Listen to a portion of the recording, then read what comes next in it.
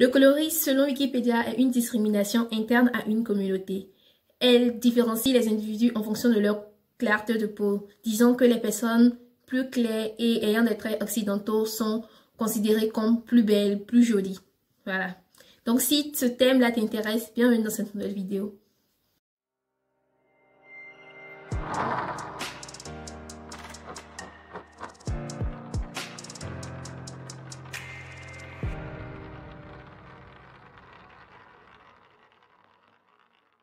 Salut les amis, bienvenue dans cette nouvelle vidéo. Aujourd'hui, on va parler du colorisme. C'est quoi le colorisme? Quelles sont les conséquences du colorisme, etc., etc. Mais avant tout, la base, tu t'abonnes à la chaîne, tu cliques juste là.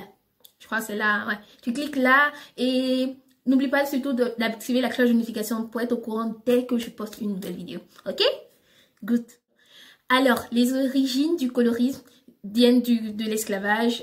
Pendant la période de l'esclavage, les Noirs plus clairs, disons les light skin, comme on le dit dans le terme anglo-saxon, ils étaient privilégiés, ils avaient des privilèges, ils étaient des esclaves de maison, ils ne travaillaient pas dans les champs. Maintenant les dark skin, et ils travaillaient dans les champs, ils avaient les sales boulots, on va le dire comme ça, et les autres ils étaient dans les maisons, ils étaient les servantes quoi, ouais c'est ça. Donc, ce fait-là, il a été instauré par un monsieur, vu que, encore pour diviser encore les noirs, déjà que vous êtes noirs, vous avez été déportés, encore on vient vous diviser pour dire que non, vos couleurs, il y a différents types encore. Donc, tout ça, c'était dans le but de diviser les noirs. Et ce qui est vraiment très étonnant, c'est que ce fait de la colonisation, de la colonisation de l'esclavage, là, il est toujours présent et très, très vif dans nos sociétés. Et ce qui est encore intéressant, c'est de voir que le colorisme, c'est quelque chose qui n'est pas seulement présent en Afrique.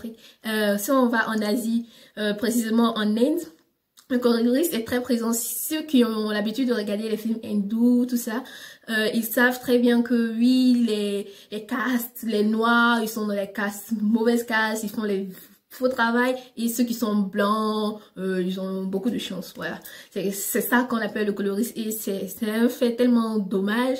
Et en Afrique, qu'est-ce qui accentue encore ce fait-là, de sentir que oui, comme moi, ma couleur de peau, je suis noire, c'est pas joli, c'est dans les médias, dans les publicités.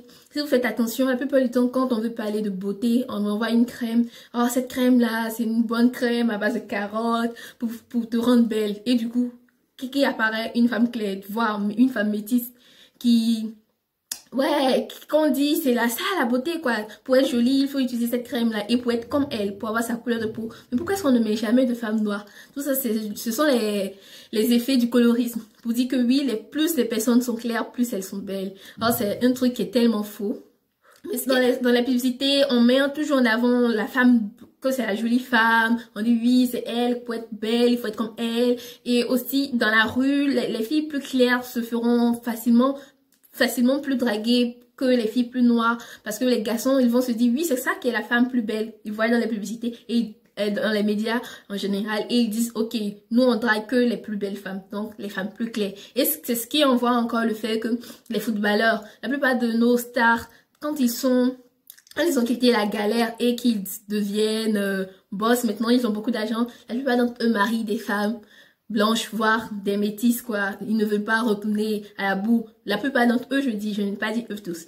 Donc ce fait là, il est très très très nocif, on va dire, parce que les femmes, pas nécessairement les femmes, les dark skin, ils ont un vrai complexe intérieur, ce qui fait qu'ils se dépigmentent. Et cette dépigmentation là donne des problèmes de peau. Ils ont beaucoup de problèmes de peau, et déjà ton mental ça va pas, et encore ta peau, tout ça, ça montre que le colorisme détruit un amour propre. Tu n'as plus confiance en toi jusqu'au point où tu enlèves ta couleur de peau. C'est que c'est très grave.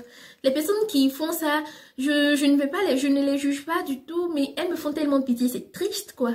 Moi en tout cas, je ne me plains pas, je ne les plains pas du moins, je ne les plains pas parce que bon, la société, il y a certaines personnes qui sont très influençables par les médias et tout, et donc ça les fatigue vraiment. C'est trop triste.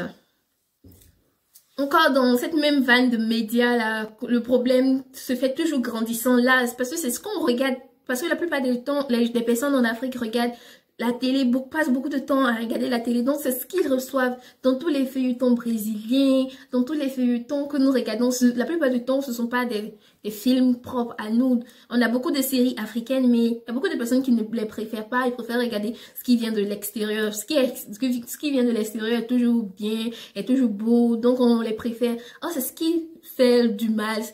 Parce qu'il y a certaines personnes qui n'arrivent pas à se rendre compte que ces choses-là leur font du mal. Par exemple, si tu as l'habitude de trop manger, tu es diabétique et tu manges trop de sucre, on te dit non de ne pas prendre de sucre, mais tu prends toujours le sucre. C'est de cette même manière-là. Tu es malade dans la tête, tu te dépigmentes la peau, tu continues de regarder toutes ces séries-là, aller acheter des crèmes, faire des mixtures pour devenir chimiste. C'est trop triste.